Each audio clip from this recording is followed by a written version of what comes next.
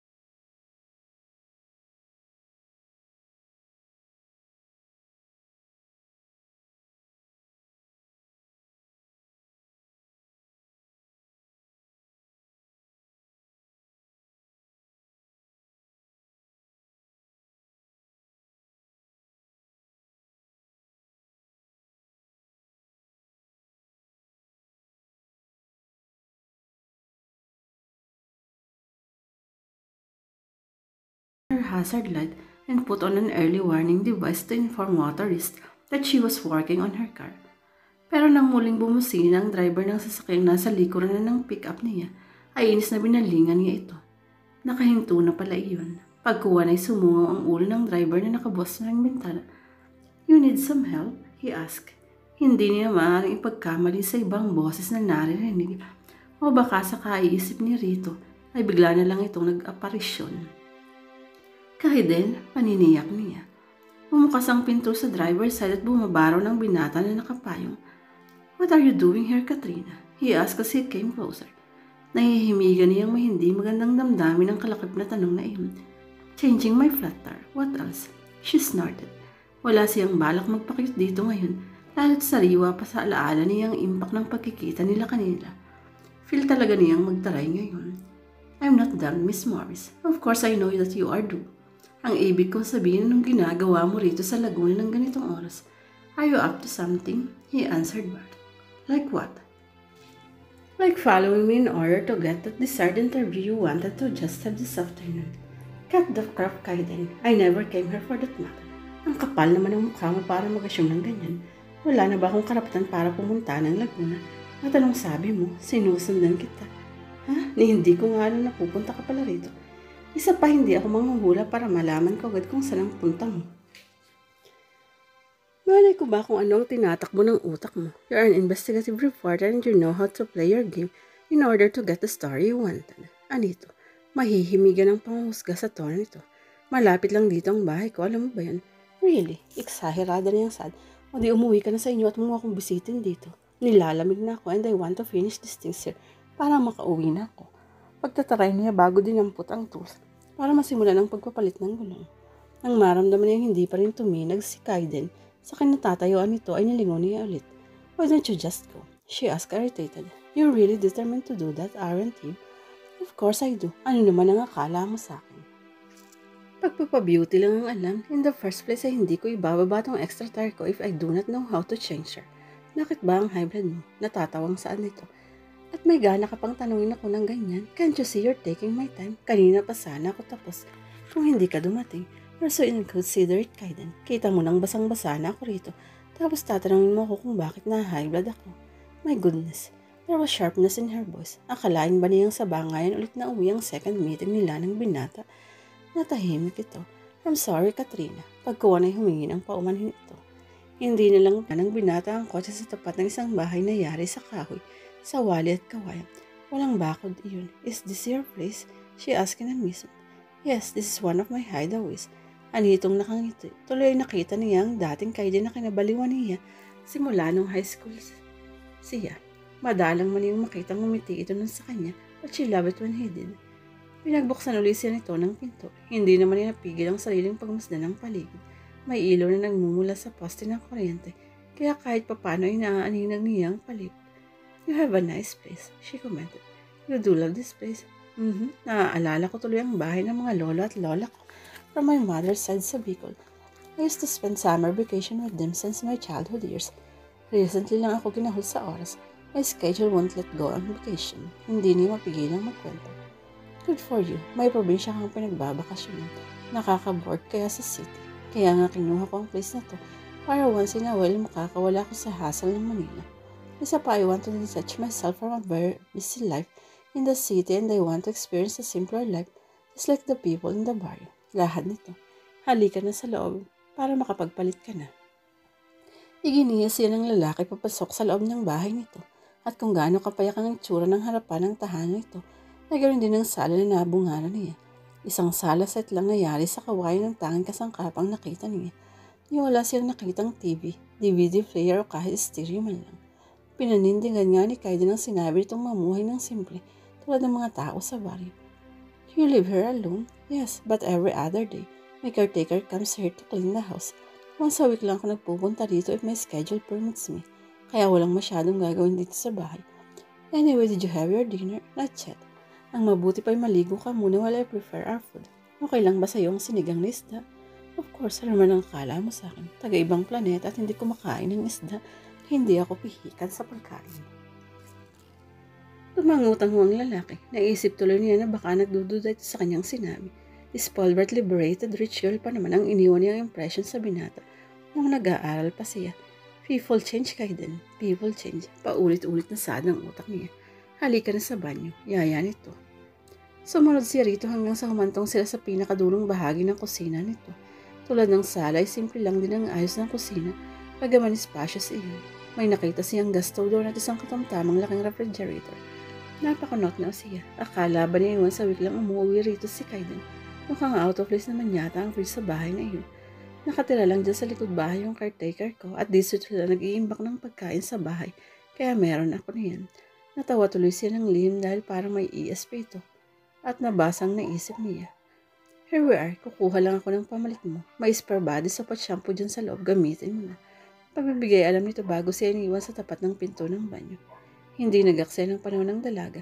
Kagad siya ay hindi naman niya magawang pumasok ulit sa loob mula sa loob. Kaming, natataranta niyang sagot. Pagkapasok ay kagad niyang hinarap ang pagsiset ng mesa. Ako na riyan, maupo ka na. You're my guest tonight. You're unwanted guest. Haniyang binuntutan ng tawang sinabi. Just let me do this, Kaiden. I want to help. Nagkibit lang ito bago siya hinayaan sa gagawin. Good conversationalist si Kaiden. Kaya nawala rin ang ilang manaramdaman ni Katrina. The man was indeed a gentleman. Lalo tuloy siyang na-inlove dito ngayong nakilala niya isang bahagi ng pagkatayo nito na hindi man lang niya nakilala nun dahil hindi na siya nabigyan ng pagkakataon. Nakontento na lang siyang tanongin ito mula sa malayo noon. Nga pala tinawagan ko na yung kaibigan kong mekaniko. He's probably changing your flat tire by now. Ihahatid na rin niyang sasakyan mo rito. Pagbibigay alam nito. Thanks God makakauwi na rin ako. You'll go home tonight, he from. Tumango siya. I need to go to work first thing in the morning tomorrow. But still raining outside. Madulas ang kalsada. I'm used to traveling in the middle of the storm. I won't allow you to drive home alone tonight. Dito ka na matulog. Anang binata na may pinalit sa boses. But, please stay, Katrina. Ayokong maging kargo pa ng konsensya ko pag may masamang nangyari sa'yo sa daan ngayong gabi. Maaga rin naman akong papasok bukas, kaya mag-convoy na tayo. Walang nagawa si Katrina kundi ang manatili sa bahay ng binata. Pabor din sa kanya iyon. At least maranasan man lang niyang tumira kasama si Kaiden sa isang bubong kahit sandali. Nagising si Katrina nang maramdaman ng matinding ginaw. Inabot niya ang kumot saka itinakbong iyon. Pero hindi pa rin nakatulong para mapawi ang nararamdaman niyang pangangaligkig. Naisip niyang tawagin na lang si Kaiden para makahingi siya ng extra blanket, ngunit nagdalawang isip siya. Tiyak tulog na ang binata ngayon sa silid nito. Pero nang hindi na talaga niya natagalan ng lamig ay nagpasya na siyang tawagin ito na kaagad namang dumalo sa kanya. What is it, Katrina? He muttered as he switched on the light. There was a hint of concern in his face. Mabuti na lang hindi niya inilak ang pinto. Kung hindi, kailangan pa niyang tumayo para pagbuksan ito. Nanlalambot pa naman siya. I need an extra blanket. I feel so cold. Nilapitan siya nito nang makitang halos mamaluktot na siya sa ginaw. Di naman ito ang noon niya. Oh God, you have a fever. That explained why she felt cold.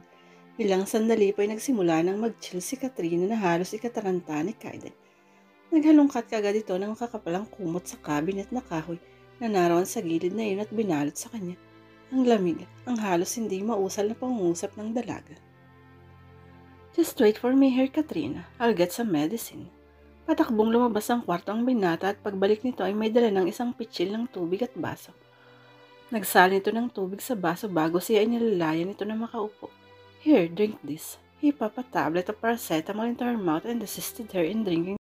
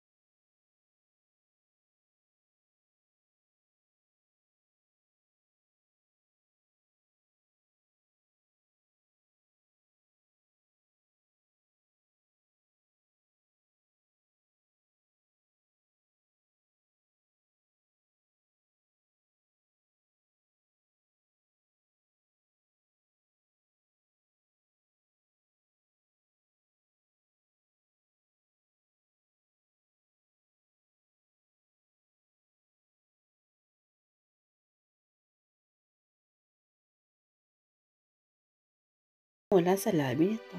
Perhaps, so what mula ng nakalipas na gabi, nangyayaan siya nito sa bahay nito. Don't mention it. I'm just being hospitable for my guest. And maybe this is my way of saying how sorry I am for what I did yesterday. If not because of me, to be up and about. Parang sinampalang dalaga sa sinabi ni Kaiden. Oo nga naman, ano pa ba ang aasahan niya sa ginagawa nito sa kanya? Bakit niya binibigyan ng ibang kahulugan ng pag-aalagang ginawa nito samantalang alam na niyang napaka-humanitarian ng ugali ng binata noon pa? How stupid of me to think that he is into me. Kastigo ng isang bahagi ng utak niya. Inis na hinila niya ang kumot at tinalokbong iyon sa ulo pagkalabas ng lalaki sa silid. Pakiramdam niya ay nilalamig ulit siya at parang tumatas ang temperatura niya. Sumasakit din ang kanyang lalamunan at ilang saglit pa ay inubo na siya ng inubo. Panay pa ang hatching niya and she started to have a runny nose. Kaasar, naiirit ang reklamo niya. Hindi na yung taong may alam ng history ng bansa. Napatango-tango si Kaiden.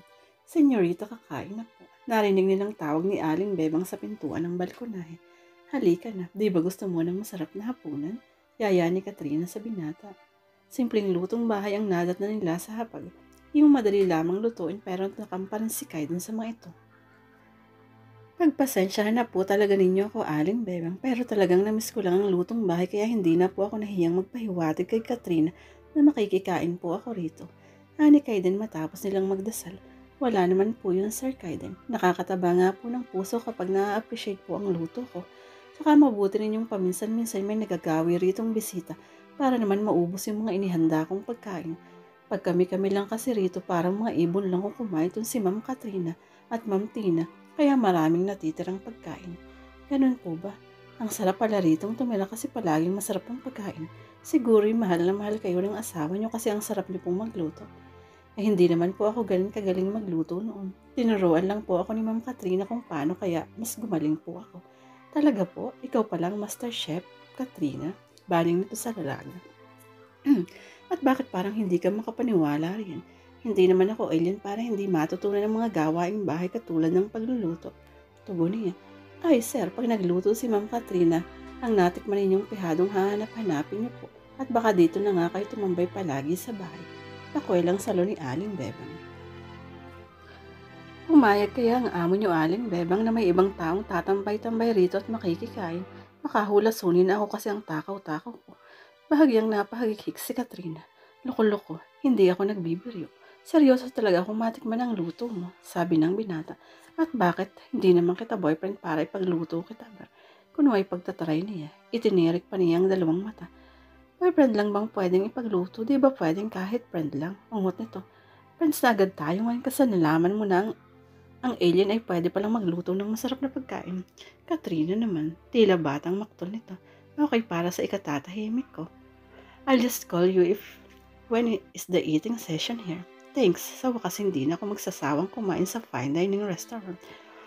Mag-asawa na lang po kayo, Sir Kaiden, para may asawa na magluluto para sa inyo ng masarap na pagkain. Hirit ni Aling Bebang. Narating din po tayo riyan, Aling Bebang. For now, i-enjoy ko po muna ang sarap ng luto niyo. And thanks for letting me eat with you tonight. Parang hinaplos ang puso ni Katrina sa sinabi ng binata. Para kasing may pinapahiwatig ang mga kilos at pananalita nito. Bagamat ayaw na muna niyang pangunahan ang damdamin ng kausap. She was hoping they do feel the same way. Isang napakagandang umaga ang sumalubong kay Katrina kinabukasan. She felt recharged. Handang-handa na siyang kumbaga para sa kanyang charitable activity. Napakagandang ngiti pa ang nakaplaster sa kanyang mukha. At lahat ng mga taong nakasalubong niya patungong parking lot ng building ay talagang binati niya.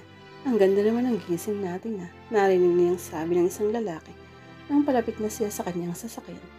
Napatda siya. Nang nagdaang gabi lang ay kasalo nila ito sa pagkain at heto.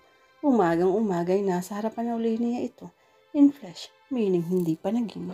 Hey, what are you doing here? She asked. Nakabawi na siya sa pagkagulat. Waiting for you. And why? Because I know you need me. Napakunot ang nood ng dalaga. And why is that so? Napangiti si Kaiden. Actually, I volunteered myself to come along on your educational field trip because I am a historian and could help you more with the kids. She was caught off guard. Hindi niya kasi nakala na sasama ito sa kanya ngayon. Hey, hindi ka na nagsalita riyan. Tudyan ito. I'm sorry. We better get going. Baka mahuli na tayo. Your car or mine? Lubos-lumusin mo na ang pagtulong mo. We're gonna use your car. Then hop in. He signaled her before opening the passenger seat door. Makwento si Kaiden habang daan. Kaya hindi na nila namalayan na narating na pala nila ang destinasyon. Pagbaba nila ng sasakyan ay kagad silang sinalubong ni Ate Senny. Katrina, iha, anitong kababakasan ng pagkabahala mo pa. Ate Senny, you look worried. What happened? Si Carla iyak ng iyak. Ayaw na raw sa mama. Bakit daw? Ewan ko ba sa batang yun? Nasaan po siya? Andon sa lobby. I talked to her. Oh, by the way, I'm with attorney Kaiden Lazarus. He's my high school and college pal. He is here to volunteer also. I'm glad to meet you at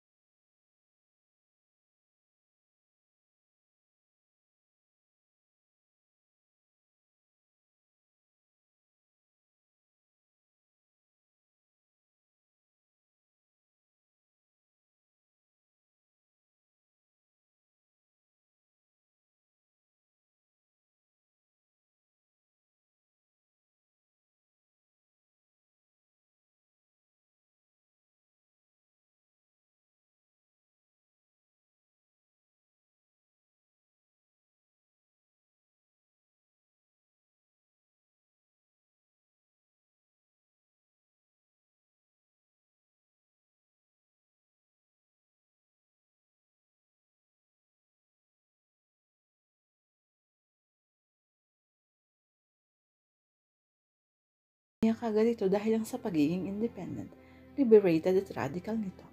Minsan ay nagpapakita pa ng pagiging batang dalaga, kaya natanim sa utak niya na walang kakayahang magmahal ang isang tulad nito. Madalas silang magkasalungat ng opinyon nito noong kabataan nila, pero kadalasan ay nagigiboy ito at pinagbibigyan siya. Ang madalas na bukang bibig ng mga klase nila kung gaano kasweet at kabait na tao si Katrina, lalo na sa mga naging close nito, ngunit mas pinili niyang huwag itong kilalanin. There was this kind of fear na matulad siya sa ibang mga binata sa campus nila na halos sambay ng babae sa kabila ng mga nakita niyang kapintasan nito. Lumayo siyang lalo rito nang hayagan nitong inamin sa mga klase nila na siya raw ang first love nito ng graduation ball nila. Nakaram din, this is forever. Then they hug again and kiss.